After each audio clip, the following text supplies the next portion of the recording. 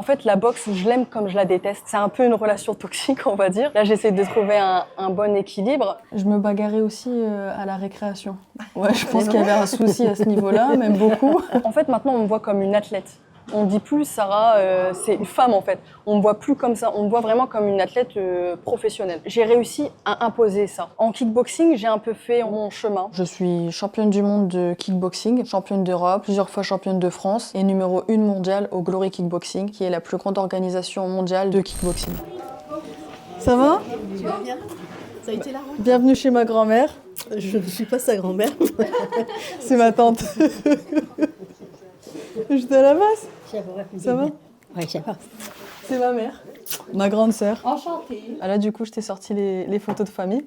Ma mère, elle m'en a ramené quelques-unes. Il y en a même que je n'ai jamais vues, du coup. Là, c'est intéressant. C'est les photos quand je combattais vraiment toute petite. À côté, c'est mon père qui me coachait. J'avais 8 ans. C'était un assaut éducatif. Du coup, c'est pour ça que j'ai toutes ces protections sur moi. Donc, c'est une compétition. C'était un championnat, mais pour les enfants. Ça, c'est un entraînement. Enfin, un entraînement.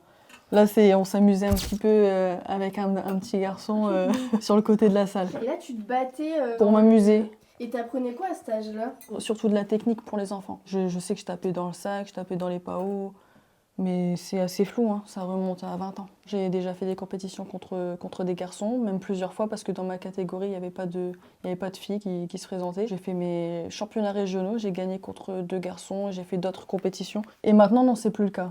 Maintenant, c'est obligatoire d'être contre des femmes, comme c'est professionnel et c'est plus l'enfance. T'arrivais à faire la différence entre j'ai le droit de me battre dans le club, mais j'ai pas le droit de me battre, je sais pas, dans la cour de récréation. Ouais.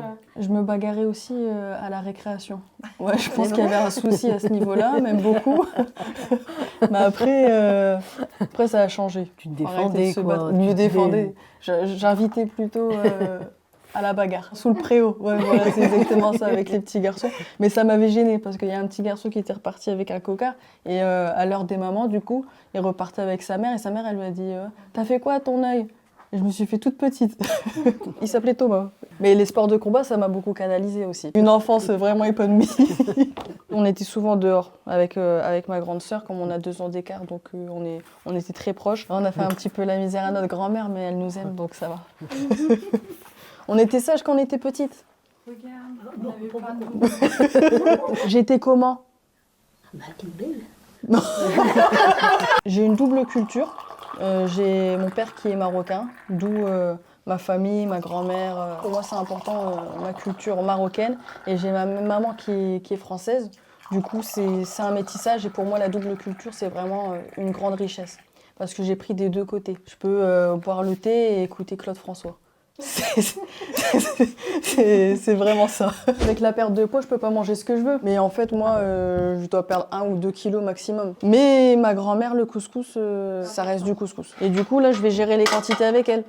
Parce qu'elle adore. Ça fait. Ça fait. Ça fait. Non, c'est tout. Non, c'est tout. C'est tout, je te jure, c'est tout. L'assiette pour brut. Ma petite assiette. Je regarde la caméra ou je regarde la route? Non, regarde la route. Ici, on est dans le Valenciennois et moi, je suis née à Valenciennes. Je me suis aussi entraînée dans le Valenciennois. Du coup, j'avais 30 minutes, donc c'était vraiment rien. Mais je m'entraînais aussi beaucoup sur Bruxelles. Du coup, je faisais 1h30 aller, 1h30 retour. J'ai fait ça quand même pas mal de fois pour des grands titres également, pour préparer de grands combats. Moi, je faisais mes études à Valenciennes, du coup, je pouvais pas me permettre d'aller sur Bruxelles. Là, pour le MMA, je pars sur Paris et du coup, faut vraiment s'organiser. La semaine, je reste là-bas.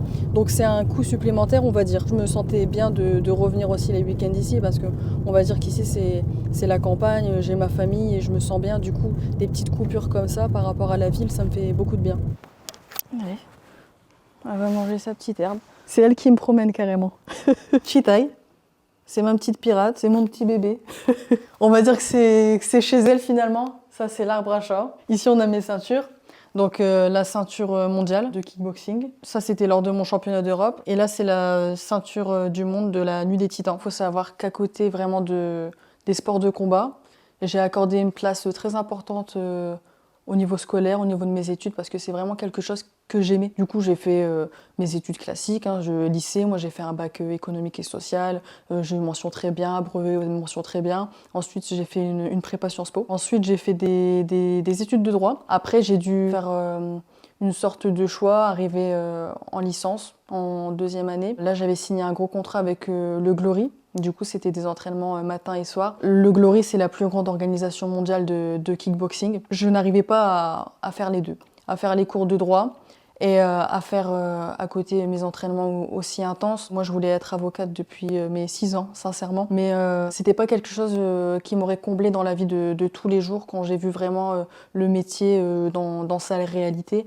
Et je me suis dit que ce qui me faisait vraiment du bien, c'était aussi ce que je vivais au niveau sportif. Les sports de combat, faut pas croire. Moi, j'utilise énormément mon cerveau parce qu'il faut beaucoup réfléchir. C'est pas un sport de brut où il faut juste se taper dessus. Ça va fonctionner à petit niveau, mais à haut niveau, c'est impossible. Il faut vraiment bien réfléchir. Il y a un paradoxe dans le fait que, justement, je suis dans un sport de combat. Donc oui, je donne des coups et je reçois des coups. Mais d'un côté, j'ai mon cerveau qui fonctionne bien parce que j'ai fait des études et je suis toujours en constante évolution, toujours en recherche de connaissances. Tu viens aussi d'une famille sportive, on va dire. Oui, je viens d'une famille sportive. J'ai mon père qui a été plusieurs fois champion du monde de boxe thaï. Je ressens vraiment pas de pression parce que j'ai fait mon chemin de mon côté. Et j'ai vraiment fait mon chemin par rapport à mes ressentis, à ce que moi je voulais faire. J'ai jamais eu la prétention de dire oui, je vais être championne du monde, je vais être championne d'Europe. Vraiment pas. J'ai vraiment pris les échéances comme elles venaient. Juste le fait d'être une femme, pour moi, j'ai déjà fait plus. Et maintenant, faire une transition à MMA. Moi, je me compare pas aux autres, je me compare pas à mon père, je regarde pas le parcours des autres, je regarde juste ce que j'ai fait hier et comment je peux améliorer le présent et être une meilleure version de moi-même. À 1 semaine du combat. La semaine prochaine, je rentre dans la cage. On se retrouve au district où se passe ma préparation. Suivez-moi. C'est ici qu'on peut trouver ma sueur et mon sang et mes bobos du quotidien. Pour faire la différence, souvent on parle du kickboxing et on parle de la boxe thaï. La boxe thaï, on peut utiliser les coudes. Et au niveau de la saisie des genoux, en kickboxing, on peut mettre des genoux, mais c'est 3 genoux maximum. Par rapport au MMA, le MMA, c'est vraiment un art complet. On a justement le striking, donc on a toute la zone du corps qui travaille, on a les poings, les coudes, les genoux, les jambes.